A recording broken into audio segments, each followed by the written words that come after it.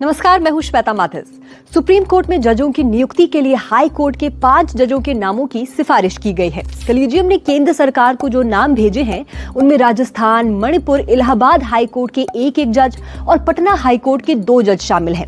अब ये जानना जरूरी है कि आखिर भारत में सुप्रीम कोर्ट के जज की चयन प्रक्रिया क्या है, कैसे जज को नियुक्त किया जाता है और इसके लिए किन योग्यताओं का होना अनिवार्य है।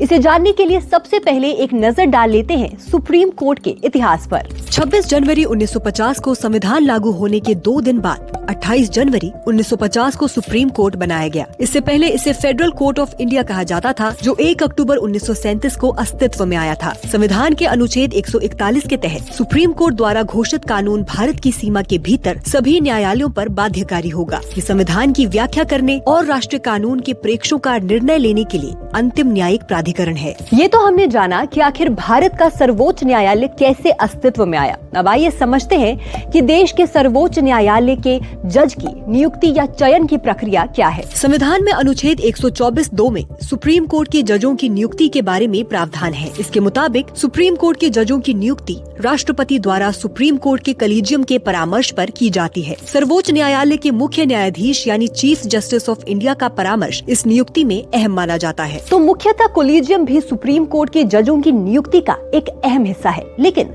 कलीजियम कैसे काम करती है ये जानना भी जरूरी है। सुप्रीम कोर्ट कलीजियम का नेतृत्व सीजीआई द्वारा किया जाता है और इसमें न्यायालय के 4 अन्य सीनियर जज शामिल होते हैं। कलीजियम की सिफारिश मानना सरकार के लिए जरूरी होता है।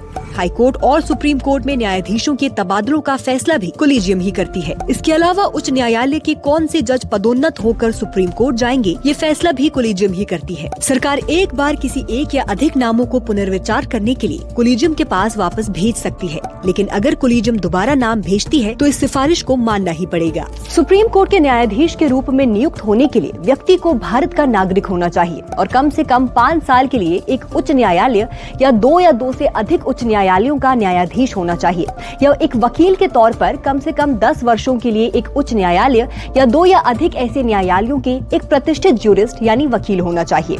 अभी के लिए इस वीडियो में मेरे साथ इतना ही।